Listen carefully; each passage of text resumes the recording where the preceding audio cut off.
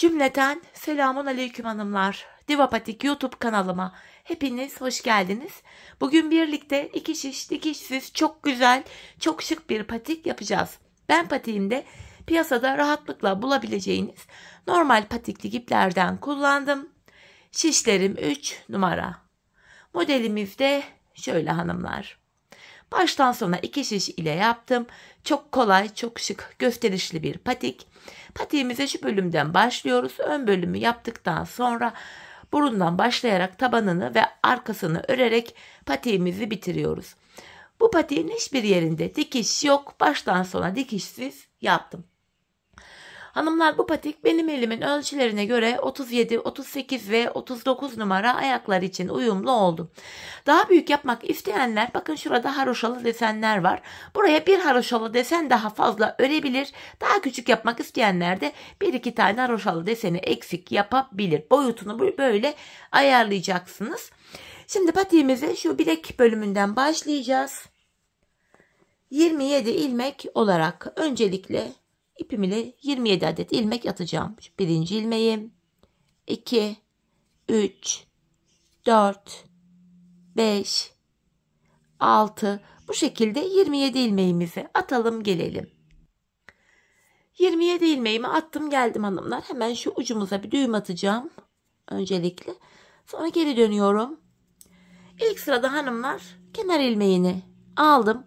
Diğer ilmeklerimi düz, yani haroşa olarak örüyorum. Ben haroşa örgüyü örgümüzün hem arka yüzünde düz örgü örerek elde ediyorum. Sıra sonuna kadar ilmekleri haroşa örelim gelelim. Sıra sonuna kadar ilmeklerimi ördüm. Şimdi geri dönüyorum. Geri döndüğümüzde ön yüzdeyiz. Ön yüzde olduğumuzu şöyle kabul ediyorum. Şu başlangıçtaki şu ipimiz eğer ki sol taraftaysa ön yüzdeyiz demektir. Şimdi hanımlar hemen şu modelimize başlayacağız. Patiğimizin şu kenarlarında kahve çekirdeği modelimiz var. Öncelikle yapacağım işlem şu. Kenar ilmeğini aldıktan sonra hemen kahve çekirdeğinin önünde bir ters ilmeğim var. Bu ters ilmek model bitene kadar ters örülecek. Ters ilmeğimi ördüm. Kahve çekirdeği modelimiz 3 ilmek üzerine kuruluyor. 3 ilmek öreceğim. 1, 2, 3 ilmek ön yüzdeyim. Kahve çekirdeğim için düz ördüm.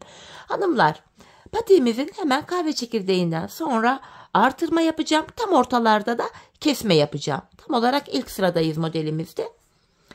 Kahve çekirdeğimden sonra ajurumu, artırmamı yaptım. Şimdi 7 ilmek öreceğim. Haroşa yapacağız hanımlar, düz örgü. 7 ilmek örüyorum. 1, 2, 3, 4, 5, 6, 7.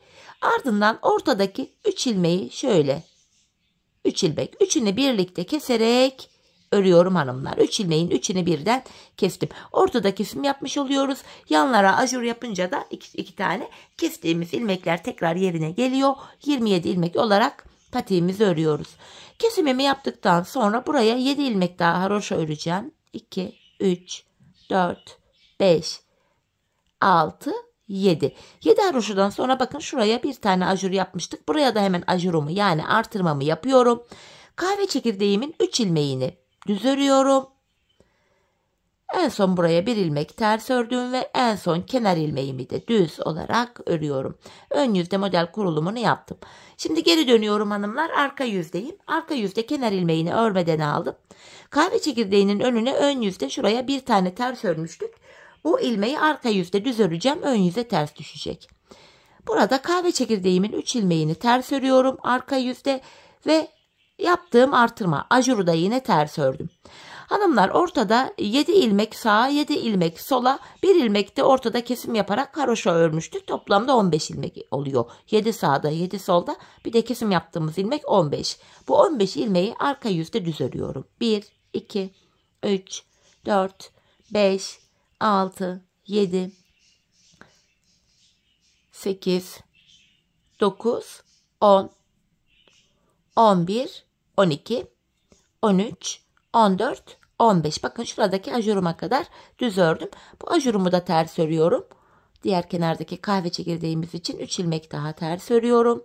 Kahve çekirdeğimin hemen yanına bir ilmek düz ördüm ve kenar ilmeğimi de düz örerek arka yüzde sıramı tamamladım. İlk modelimizi haroşa olarak yaptık. Aralarda hanımlar, şimdi de ikinci modeli yapacağız. İkinci modeli de ön yüzde düz, arka yüzde ters olacak şekilde öreceğiz. Şimdi kenar ilmeğini aldıktan sonra bir ilmek ters örüyorum. Kahve çekirdeğimi bu sıramda kuracağım. Bakın, kahve çekirdeğim için şurada 3 tane ilmeğim var. Hemen şurada yarım ilmek almışım, onu düzelterek örüyorum. 3 tane ilmeğim var. Şu 3. ilmeğimi bakın, öndeki ilk 2 ilmeğin içinden şöyle geçirerek şöyle burada bırakıyorum. İlk 2 ilmeğimi bu 3. ilmeğin içinden geçirerek bıraktım. Şöyle ilk ilmeği örüyorum. İpimi şişime doladım. 3. ilmeğimi de ördüm. Tekrar kahve çekirdeğimizde 3 ilmek oldu. Kahve çekirdeği modeli böyle yapılıyor. Hemen ardından tekrar artırmamı yapıyorum hanımlar. Bu defa ön yüzde düz, arka yüzde ters olacak şekilde ilmeklerimi öreceğim. Ajurumu yaptım. 7 ilmek düz öreceğim yine. 1, 2, 3, 4, 5, 6, 7. 7 ilmek düz ördüm. Şimdi ortada yine üçlü bir kesim yapacağım. Haroşayı keserken 3 ilmeği birden kesmiştik. Ama bu ortadaki üçlü ilmeği keserken şöyle yapacağız hanımlar. Bakın, ilk ilmeği şöyle örmeden aldım. Şu öndeki 2 ilmeği şöyle yapıyorum. Bakın, ikinci ilmeği ilkinin önüne getirdim. Şöyle ikisini birlikte keserek örüyorum. Bu şekil. Ve bu 3. örmediğim ilmeği de üzerinden atlattım. Bu şekilde kesim yaptık hanımlar. Kesimimizi düz örgü örerken böyle yapıyoruz. Tekrardan göstereyim isterseniz. Bakın, 3 ilmeğimi tekrardan açtım. Daha detaylı net anlatayım size. Ortada üçlü kesim yapacağız. Şu ilk ilmeği örmeden aldım. Şu öndeki 2 ilmeği alıyorum. Bu ikinci ilmeği ilkinin önüne getirdim. İkisini keserek örüyorum. Ve şu ilk örmeden aldığım ilmeğimin içinden kesim yaptığım ilmeği şöyle alıyorum. Bu şekilde kesimimi yaptım. Tekrar buraya 7 ilmek düz öreceğim. 3, 4, 5, 6, 7. Hemen buraya tekrar ajurumu yapıyorum. Ortada kestiğimiz ilmekleri yanlara ajur yaparak tekrar yerine getirmiş oluyoruz. Hemen ajurdan sonra buradaki kahve çekirdeğimi de yapacağım. Şu 3. ilmeğimi ilk 2 ilmeğin üzerinden atlatarak burada bıraktım. İlk ilmeği örüyorum. İpimi şişime doladım. Bu diğer ilmeğimi de ördüm. Hemen yanında bir ters ilmeğim var ve kenar ilmeğimi düz örüyorum. Bu şekilde. Geri döndüm hanımlar. Arka yüzdeyim şimdi de. Arka yüzde de yapacağım işlem şöyle: kenar ilmeğini örmeden aldım. Hemen yanında bir ilmek düzüm var. Arka yüzde şu aradaki ilmeklerin tamamını, kahve çekirdeğimiz, ajurlarımız, aradaki ilmekler, bu sıramızda ters örüyoruz.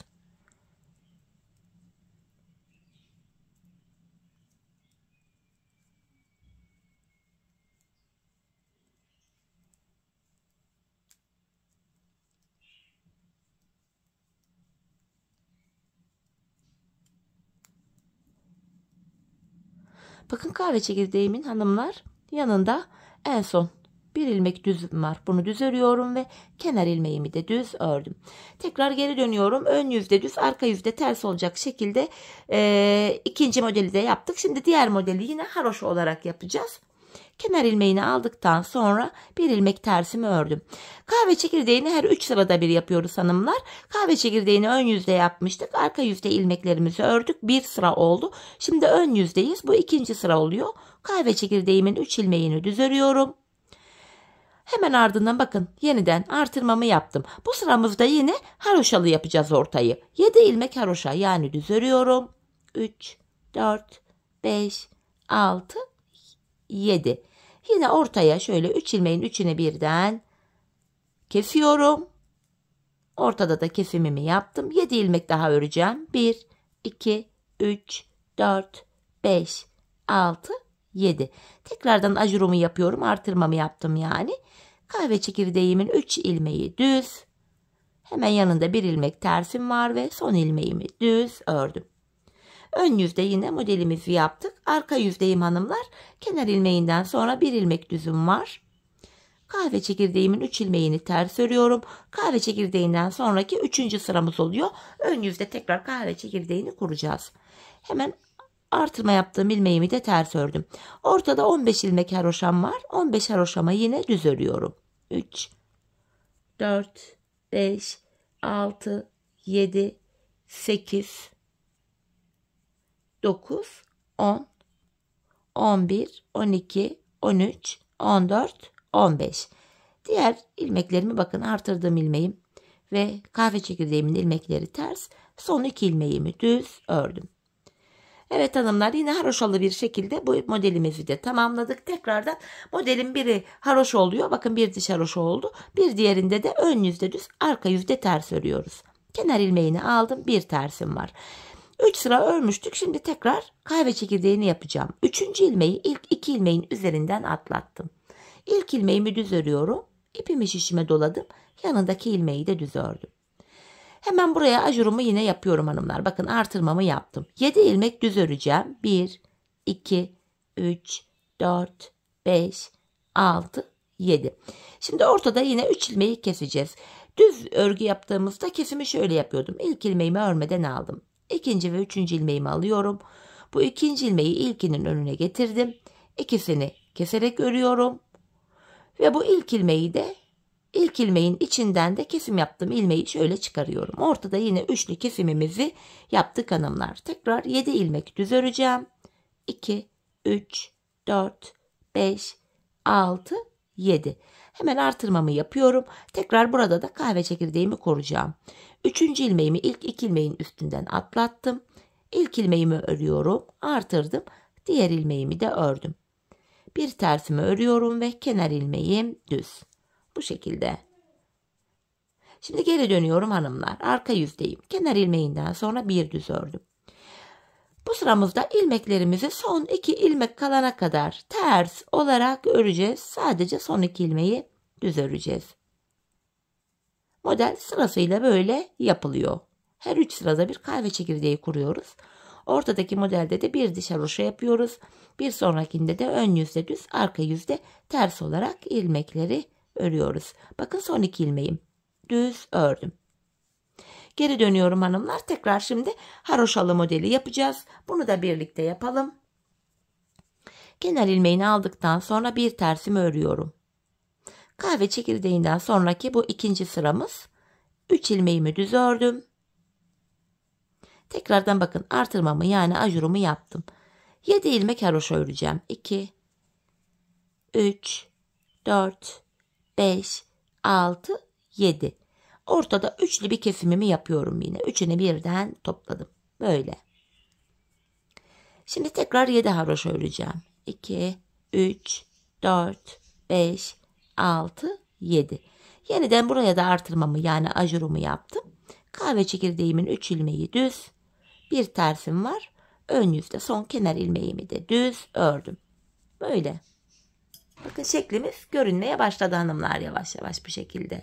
Desenimiz oluşmaya başladı. Tekrar arka yüzdeyim. Kenar ilmeğini aldıktan sonra bir ilmek düz ördüm.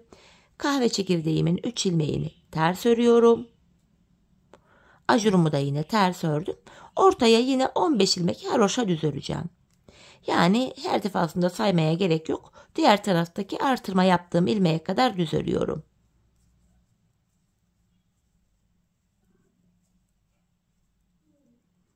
Bakın artırma yaptığım ilmeğe geldim. Bunu ters örüyorum. Kahve çekirdeğimin 3 ilmeği de ters ve son 2 ilmeğim hep düz örülüyor. Bu şekilde hanımlar bakın. Model sıra sıra böyle ilerliyor. Her 3 sırada bir kahve çekirdeği yapıyoruz. Bakın bu sırada da mesela kahve çekirdeği modelimiz yapılacak. Bu sıramızda en son haroşa olarak yapmıştık. Aradaki ilmekleri de ön yüzde düz, arka yüzde ters olarak yapıyoruz. Orta kısımda üçlü kesim yapıyoruz. Buralarda da kahve çekirdeğinden hemen bakın sağ kenarda kahve çekirdeğinden sonra sol kenarda da kahve çekirdeğinden önce artırmalarımızı yapıyoruz hanımlar. Model bu şekilde ilerliyor. Sırasıyla böyle kuruyoruz. Ben bu patiğimin şu ön bölümünü hanımlar toplamda bu şekilde şu haroşalı modelleri sayacak olursak 9 tane haroşa modeli yaptım. 10. haroşa modelde de burun kesimine başladım hanımlar.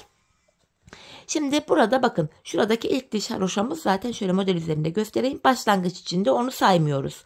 İkinci diş haroşadan itibaren 1, 2, 3, 4, 5, 6, 7, 8, 9 tane haroşamı yaptım. 9 haroşadan sonra ön yüzde düz, arka yüzde ters, yine 2 sıradan oluşan modelimi kurdum. 10. haroşada da kesimler yapmaya başladım burun kısmı için.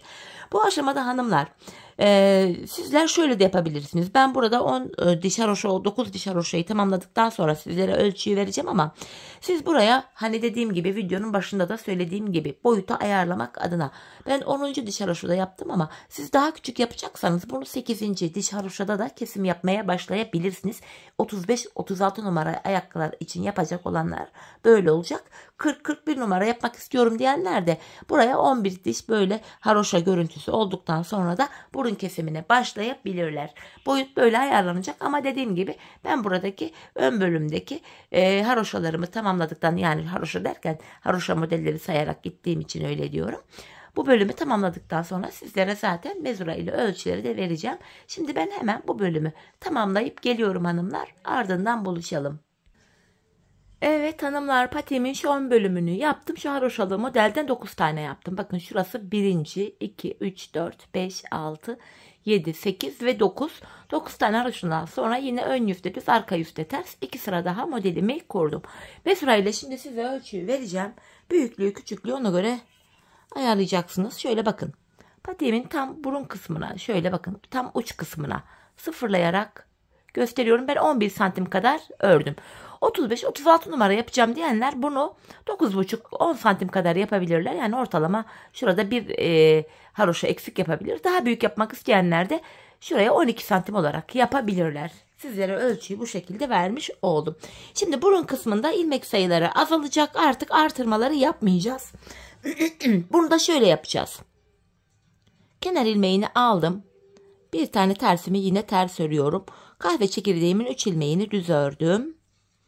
Bakın artık burada artırma yapmıyorum hanımlar. Artırma yapmadan gideceğim. Ortada kesimler yapacağız. İlmek sayıları azalacak.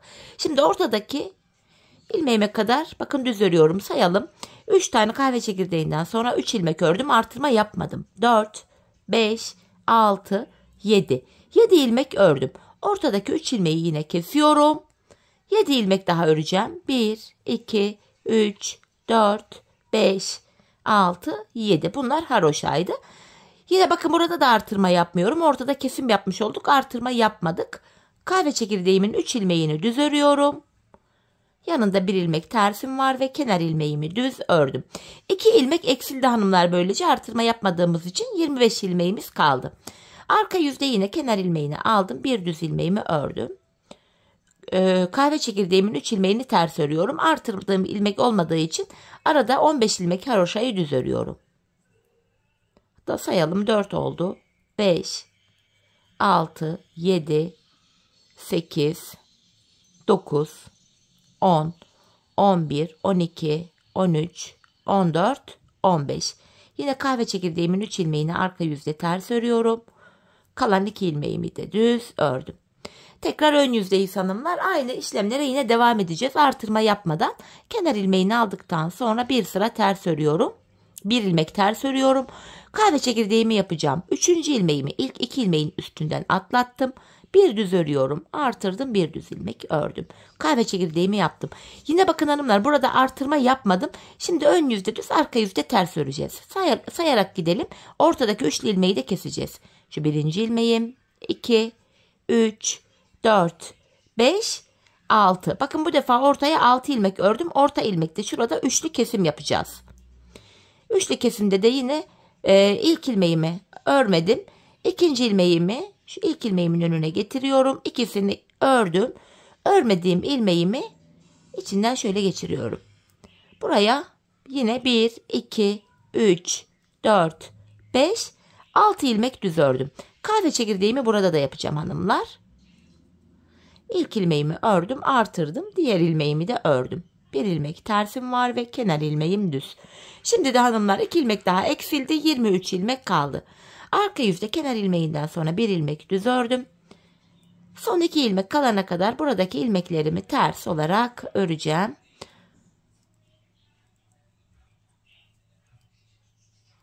Böyle böyle ilmekler azalıyor. Burun kesimini böyle yapıyoruz hanımlar. Yanlara ajur yapmıyoruz. Artırma yapmıyoruz artık. Bakın son 2 ilmeğimi arka yüzde düz ördüm. Sırayı tamamladım. Ön yüzdeyim. Yine bu sırada haroşa yapacağız orta bölüme. Kenar ilmeğimi aldıktan sonra bir tersimi örüyorum. Kahve çekirdeğimin 3 ilmeğini düz ördüm.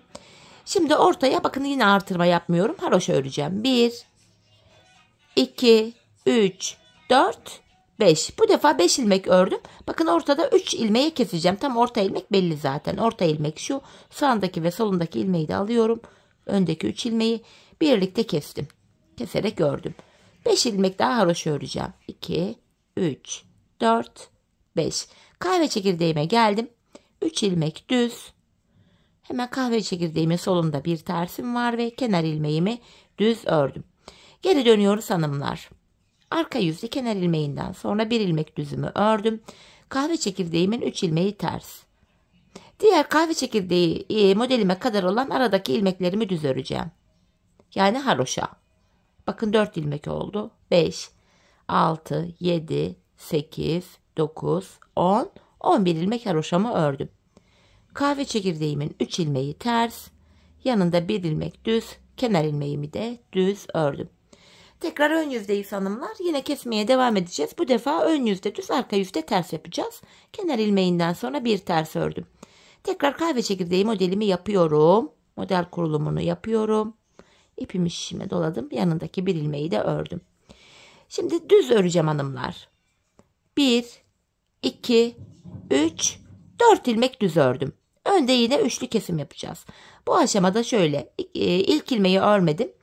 Bu ikinci ilmeği şu ilkinin önüne koydum. İkisini kesiyorum. Şu ilk örmeden aldığım ilmeğin içinden kesim yaptığım ilmeği geçiriyorum. Buraya da 1, 2, 3, 4 ilmek düz ördük. Bakın kahve çekirdeğine geldik. Yine bu sol taraftaki kahve çekirdeğimi de yapıyorum. Yanında bir tersim var. Kenar ilmeğimi düz ördüm. Bakın ilmek sayılarımız azalıyor hanımlar. Her kesimde ikişer ikişer azalıyor. Arka yüzde kenar ilmeğini aldım. Bir düz ördüm. Son 2 ilmeğim kalana kadar yine ilmeklerimi düz öreceğim. Kenarlara artık ajurları yapmadığımız için ve orta kısımda kesim yapmaya devam ettiğimiz için ilmek sayılarımız azalıyor böylece. Son 2 ilmeğim kaldı. Son 2 ilmeğimi düz ördüm. Geri döndüm ön yüzdeyim. Bu sıramızda yine orta kısma haroşalı modeli yapacağız. Kenar ilmeğinden sonra bir ters ördüm. Kahve çekirdeğimin 3 ilmeğini düz örüyorum. Ardından bakın buraya haroşa yapacağım. 1, 2, 3 ilmek haroşa ördüm. Artık 3 haroşa oldu. Ortadaki 3 ilmeğimi keserek örüyorum. Hemen bu sol tarafa da 3 ilmek haroşa örüyorum. 2, 3. Kahve çekirdeğimin 3 ilmeği düz örülüyor. Bir tersim ve kenar ilmeğim düz. Geri döndüm hanımlar. Arka yüzdeyim. Kenar ilmeğinden sonra bir ilmek düz. Kahve çekirdeğimin 3 ilmeği ters. Ortada 7 haroşam var. 1, 2, 3, 4, 5, 6, 7. Yine kahve çekirdeğimin 3 ilmeği ters. Bir ilmek düzüm var ve kenar ilmeğimi de ördüm. Bu şekilde. Şimdi ön yüzdeyiz hanımlar. Kahve çekirdeği modelini yapacağız bu sıramızda. Kenar ilmeğinden sonra bir ters ördüm. Kahve çekirdeğimi kuruyorum. Şöyle. Şimdi burada da düz öreceğiz artık. Bakın 2 ilmek örüyorum. Ortaya geldik. 2 düz ördükten sonra ilk ilmeğimi aldım. İkinci ve üçüncü ilmeğim. Hemen şu ilmeği yine diğerinin önüne getirip ikisini keserek ördüm. Sonra bu ilk örmediğim ilmeğin içinden geçirdim. Yanına 2 tane daha düz örüyorum. Bakın buraya da kahve çekirdeğimi yapıyorum. Hemen bir ilmek tersim var. Kenar ilmeğim düz. Geri döndüm. Arka yüzde kenar ilmeğini aldım. Bir düz ördüm. Son 2 ilmek kalana kadar ilmeklerimi ters örüyorum hanımlar.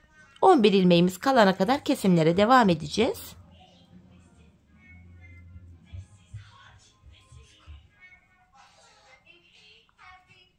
Son 2 ilmeğimi düz ördüm. Bakalım burada kaç ilmeğimiz var? 4, 8, 12, 3 de burada 15. Devam ediyorum. Kenar ilmeğinden sonra yine bir ters ördüm. Kahve çekirdeğimin 3 ilmeğini düz örüyorum. Bakın ortadaki ilmek sayıları artık iyice azaldı. Bir ilmek haroşamı ördükten sonra bu defa ortada 3 ilmeğimi keserek ördüm. Yanına bir ilmek daha haroşa ördüm. Ortadaki haroşalı ilmek sayımız 3 kaldı. Kahve çekirdeğimin 3 ilmeğini düz örüyorum. Bir tersim var. Kenar ilmeğim düz. Geri döndüm. Arka yüzdeyim. Kenar ilmeğinden sonra bir düz örüyorum. Kahve çekirdeğimin 3 ilmeği ters. Ortada 3 ilmek haroşam var. 2, 3. Tekrar kahve çekirdeğimin 3 ilmeğini ters örüyorum. Son 2 ilmeğim düz. Geri döndüm, ön yüzdeyim hanımlar. Şimdi kenar ilmeğini aldım. Bir ilmek ters örüyorum. Yeniden kahve çekirdeğimi son kez kuracağım artık buraya. Bir ilmek ördüm. İpimi şişime doladım. İkinci ilmeğimi de ördüm. Burada artık hanımlar 3 tane ilmek kaldı. 3 ilmeğin 3'ünü de keseceğiz bu aşamada. Şöyle yine bir 3 ilmek, ilk ilmeğimi örmeden alıyorum. İkinci ve üçüncü ilmeğimi yine aynı kesimi yapıyorum. İkisini şöyle keserek ördüm. Şu ilk ilmeğimi içinden geçiriyorum. Kesim yaptığım ilmeği. Yine buraya da kahve çekirdeğimi son kez kuracağım. Şöyle bir ördüm. Ajur yaptım. Bir ilmek daha düz ördüm. Bir ters ve kenar ilmeğim düz. Bakalım burada 5, 10, 11 ilmeğimiz kaldı. Geri dönüyorum hanımlar. Artık sonuncu kesimimizi yaptık. Arka yüzdeyim. Kenar ilmeğimi aldıktan sonra ilmeklerin tamamını bu defa düz yani haroşa olarak öreceğim. Artık son kesimde ilmeklerimizin tamamını haroşa yani düz olarak örüyorum. Şöyle.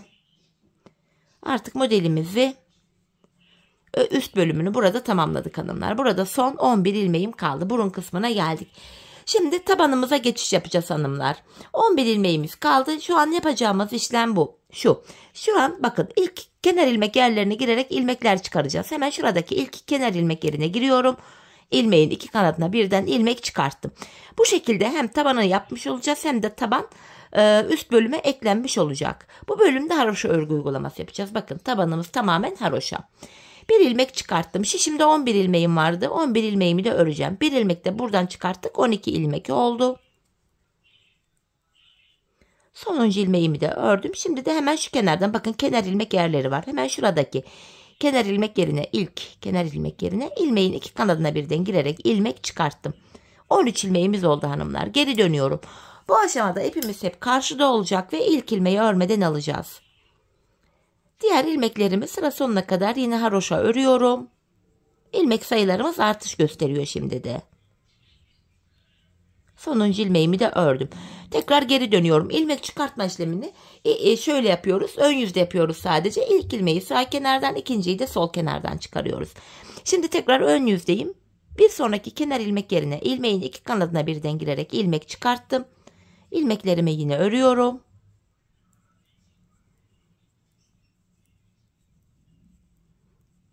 Sonuncu ilmeğimi de ördüm. Şimdi de şu kenardan bakın bir sonraki kenar ilmek yerine girerek ilmek çıkartıyorum. Böylece 15 ilmeğimiz oldu. Geri dönüyorum hanımlar. İpim karşıda, ilk ilmeği örmeden aldım. Arka yüzde ilmekleri normal haroşa örüyoruz. İlmek çıkartma işlemini sadece ön yüzde yapıyoruz. Önce sağ, sonra sol kenara girerek ilmekler çıkarıyoruz. Sonuncu ilmeğimi de ördüm. Tekrar geri dönüyorum. Yeniden ön yüzdeyim. Bir sonraki kenar ilmek yerine girdim. İlmeğimi çıkarıyorum. Diğer ilmeklerimi sıra sonuna kadar öreceğim. 15 ilmeğim vardı. Bir ilmek buradan çıkarttık. 16 oldu.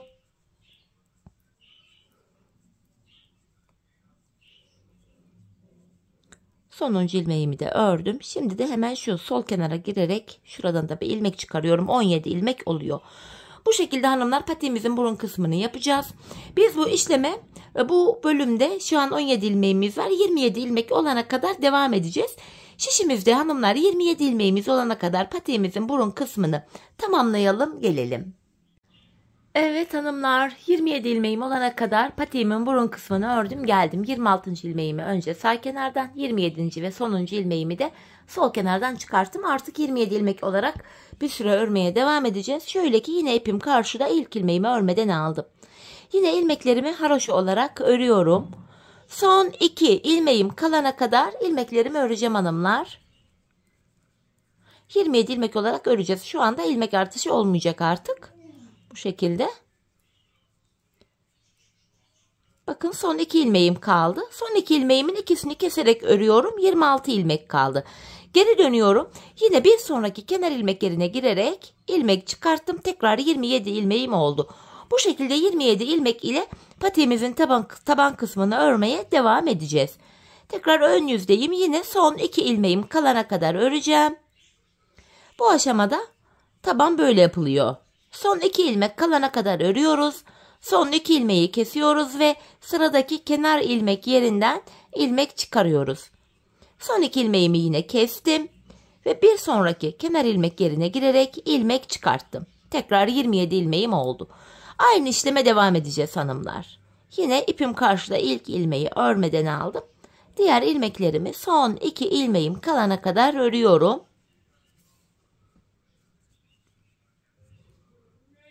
Böyle devam ediyorum örmeye.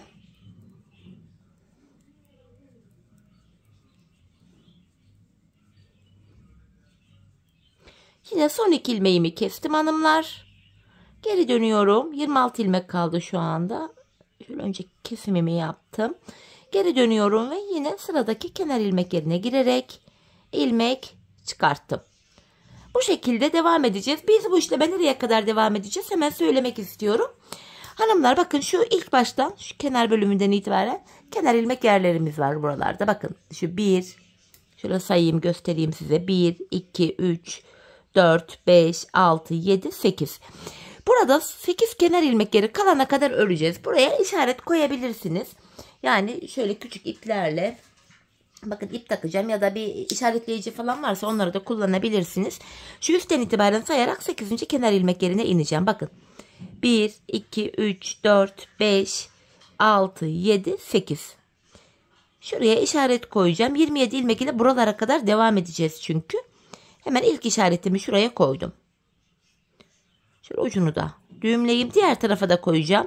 Üstten başlayarak alta doğru 8. kenar ilmek yerine ineceğiz. 1, 2, 3, 4, 5, 6, 7, 8. Buraya da şöyle bir ip takacağım. İşareti olsun diye. Bu işaretli yerlere gelene kadar hanımlar tabanımızı 27 ilmek olarak size gösterdiğim gibi keseceğiz. Buralara gelene kadar. Şimdi şu işaretli yerlere gelene kadar patiğimizin tabanını 27 ilmek olarak sizlere anlattığım gibi örelim gelelim. Sonrasında ilmek artırarak devam edeceğiz. Bu bölümü de sizlere anlatacağım. Evet hanımlar, bu işaret koyduğum yere gelene kadar patiğimin tabanını 27 ilmek olarak ördüm ve geldim. Hemen iplerimi çıkarıyorum artık. Geri döndüm. Artık kesim yapmayacağız. İlmek sayımız artacak. Tekrar geri döndüm. Yine ipim karşıda. İlk ilmeğimi örmeden alıyorum. Şöyle. İlmeklerimi yine haroşa öreceğim. Bu defa hanımlar son 2 ilmek kalana kadar örmeyeceğim. İlmeklerin tamamını öreceğim. Yani son 2 ilmeği kesmeyeceğim artık. Şişimde 27 ilmeğim var. 27 ilmeğimin tamamını örüyorum.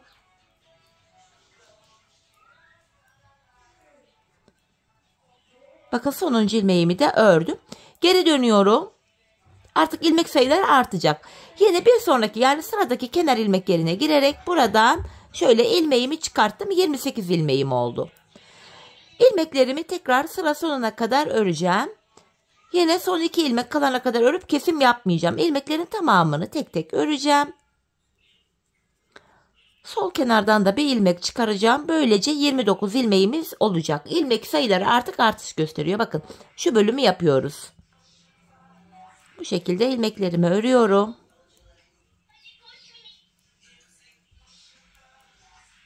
Sonuncu ilmeği de ördüm. Bir sonraki kenar ilmek yerine girerek buradan da ilmek çıkarttım. 29 ilmeğim oldu. Yine geri dönüyorum. İpim karşıda, ilk ilmeğimi örmeden aldım. 29 ilmeğin tamamını sıra sonuna kadar öreceğim.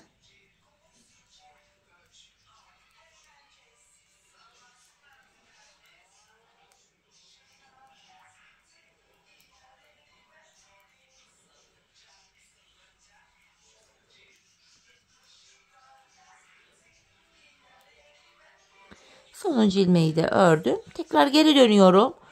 Sıradaki kenar ilmek yerim şurası. Hemen şuraya girerek ilmek çıkarttım. Böylece 30 ilmeğim oldu. Patiğimizin arka bölümünü hanımlar bu şekilde yapmaya devam edeceğiz. Her sırada ilmek sayısı böyle kenarlardan ilmek çıkarttığımız için artış gösterecek. Sıra sonuna kadar öreceğim. Sonra da diğer kenardan ilmek çıkaracağım. Böylece 31 ilmek olacak.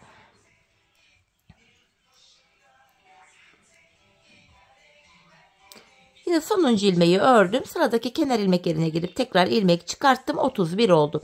Biz bu işlemi hanımlar şu şişimizde toplam 47 ilmek olana kadar devam edeceğiz. Hemen şu kenarlara kadar öreceğiz. Sonrasında ilmek çıkartmaya bakın. Şu başlangıç yerlerimiz var. Başlangıç yerlerine yine ilmeğin iki kanadına birden girerek şu bölümlerden de ilmek çıkartmaya devam edeceğiz. Bakın model üzerinde göstereyim şöyle. Şu bölümlerden de yine ilmekler çıkaracağız. Toplam şişimizde 47 ilmek olacak. 47 ilmek olana kadar tabi ilmek sayısı arttığı için şişimizdeki ilmekler şöyle biraz sıkılaşacak. Şurası kasma yapacak. Ama sorun değil hanımlar. Yine aynı şişle örmeye devam edebiliriz. İsteyen buradaki ilmekleri iki şişe de paylaştırabilir ama ben normalde tek şişle örmeye devam ettim. Bu şekilde şişimizde 47 ilmek olana kadar hemen bu kenarlar bittikten sonra dediğim gibi üstlerden de ilmek çıkartmaya devam edeceğiz. İlmeklerimizi çıkartalım. Gelelim hanımlar, sonrasında buluşalım. Evet hanımlar, şişimde 47 ilmeğim olana kadar şu yanlardan ilmeklerimi çıkarttım geldim. Şimdilik şöyle bakın, gergin bir görüntü var ama birkaç sıra ördükten sonra bu görüntü ortadan kaybolacak. Şimdi 47 ilmek ile patiğimizin arka bölümünü örmeye devam edeceğiz. Yani şu bölümü. Artık artırma yapmayacağız hanımlar. Kenar ilmek yerlerine girerek ilmek çıkartmayacağız. Kenar ilmeğini örmeden aldım. Artık bu 47 ilmeğimi öreceğim.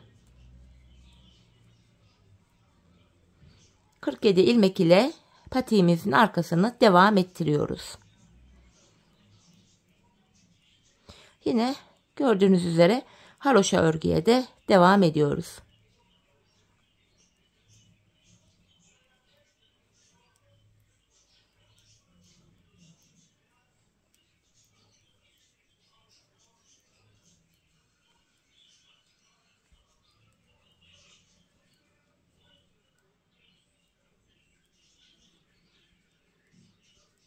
Evet, sonuncu ilmeğimi de ördüm. Tekrar geri dönüyorum hanımlar. Arka yüzdeyim. Arka yüzde de kenar ilmeğini aldım. Sıra sonuna kadar yine ilmeklerimi haroşa öreceğim. Ön yüzde ve arka yüzde ilmekleri örünce bir diş haroşa düşüyor. Böylece bir diş haroşamız oluştu 47 ilmek ile.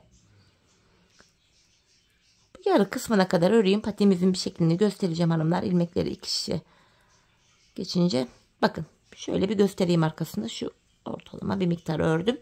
Bakın hanımlar, görüntü şöyle olacak. Patiğimizin görüntüsü şöyle. Arka bölüm şöyle devam edecek. Hani şu görüntü, az önceki şu görüntü gözünüzü korkutmasın. Patik bittikten sonra şekil şemal kendine geliyor.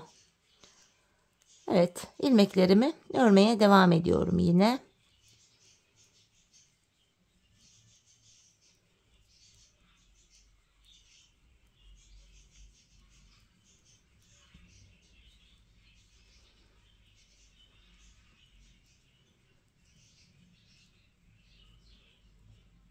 Sonuncu ilmeğimi de ördüm.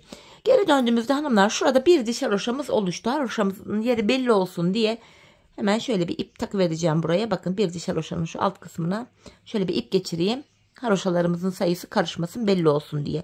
47 ilmek ile bir diş haroşamızı ördük hanımlar. Ben bu patiğimin arka bölümüne, yani şuraya 13 diş 13 sıra haroşa ördüm. Bu aşamada ölçüyü de şöyle ayarlayacaksınız. Şu arka bölümü bir miktar ördükten sonra hanımlar patiğinizi ayağınıza giyerek bir deneyin. Bir ölçün ayağınıza.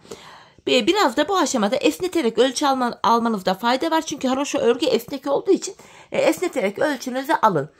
Patiğinizin arka bölümünü topuğunuzun kenarına gelene kadar örün hanımlar. Bu şekilde ölçü alarak yaparsanız patik ayağınıza tam olur. İsterseniz 37 numara giyin, ister 40 numara, ister 36, 35 hiç fark etmiyor. Ölçü alarak yaptığınız sürece patikleriniz ayağınıza tam olur. Ben ölçüye göre 13 diş, 13 sıra haroşa yaptım. Zaten ilkini birlikte yaptık. 12 diş daha haroşa öreceğim bu bölüme. Tam olacak. Şimdi hep birlikte patiğimizin arka bölümünü ayak ölçümüze göre haroşa olarak örelim gelelim. Ardından birlikte topuğumuzu keseceğiz. Evet hanımlar, patiğimin arka bölümünü de ördüm. Şurada 13 sıra haroşam var. Hemen şu ipimi çekeceğim. Artık topuğumuzu öreceğiz. Topuk kesiminde hanımlar şöyle bakın, ön yüzdeyim. Topuk kesiminde bana kolaylık sağlasın diye ön yüzden baktığımızda sol tarafa 19 ilmeğimi ayıracağım. 3, 6, 9, 12, 15, 18 ve bir ilmek daha ayırdım, 19. Hemen yeri belli olsun diye şuraya yine şu ipimi bir tıkayım. Şöyle 19 ilmeği sol kenara ayırdık. Şimdi topuğumuzu öreceğiz. Yine haroşa örgüye devam edeceğiz. Kenar ilmeğini alıyorum. İlmeklerimi sayarak gideceğim. Şu ikinci ilmeğim. 3, 4, 5, 6, 7, 8, 9, 10, 11, 12, 13, 14, 15, 16, 17, 18 ilmeğimi ördüm. 19. ilmeğimi örerken öndeki ikisini alıyorum. Birlikte keserek örüyorum. Zaten buraya da 19 ilmek ayırmıştık. Burada da 19. da kesimi yaptık. Topuğumuz için şu ara kısma baktığımda 8 ilmek kaldı. Bu 8 ilmek her seferinde birer birer kesilecek, eksilecek, bitecek ve böylece patiğimiz oluşacak. Şimdi yapacağımız işlem şu. Kesimden sonra geri dönüyorum. İpim karşıda, ilk ilmeği örmeden aldım. İlmeklerimi hanımlar sıra sonuna kadar yine haroşa öreceğim arka yüzde.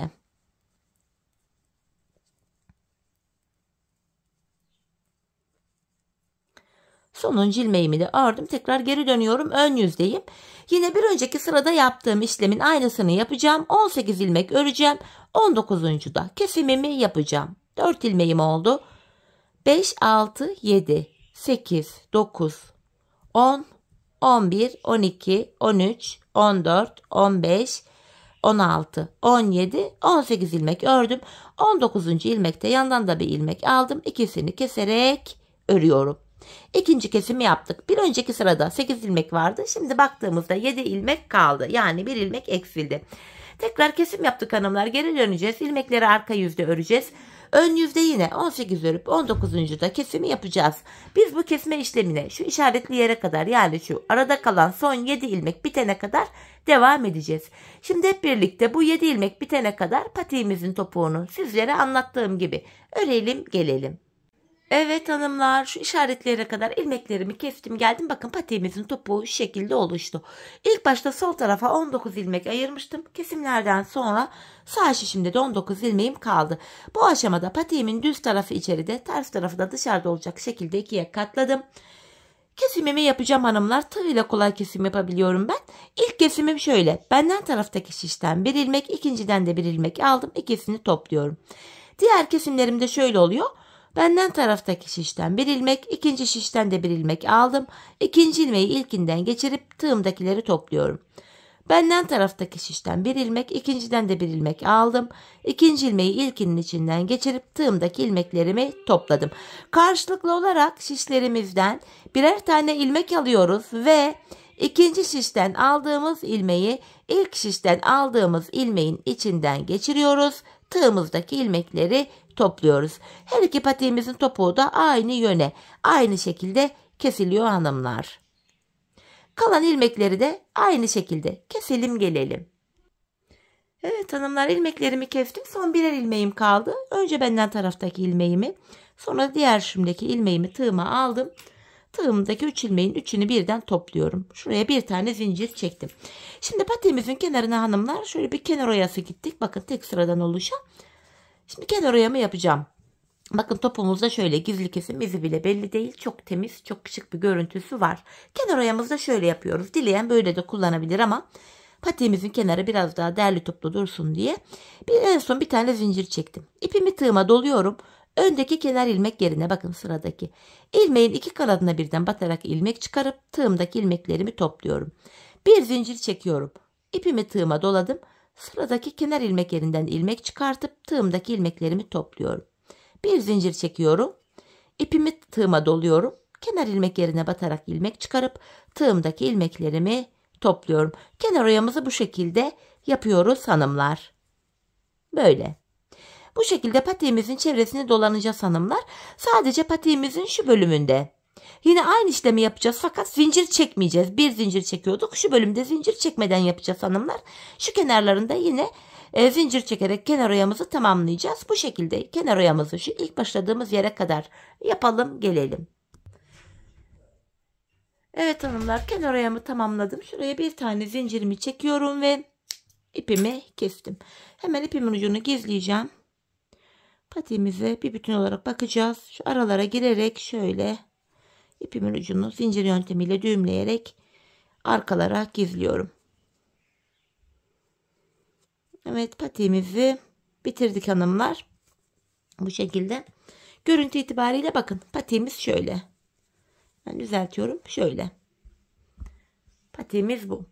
Hemen manken ayağıma da giydireceğim. Ayağımızda da görelim.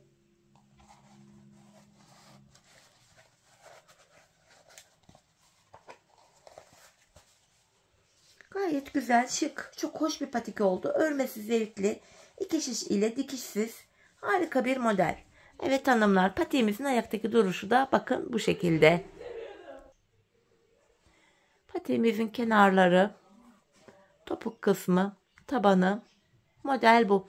Evet hanımlar, yine birlikte güzel bir modelin daha sonuna geldik. Umarım sizlere faydalı, hoş bir video olmuştur. Yeni modellerde, yeni videolarda buluşmak dileğiyle. Şimdilik hoşça kalın, sağlıcakla kalın.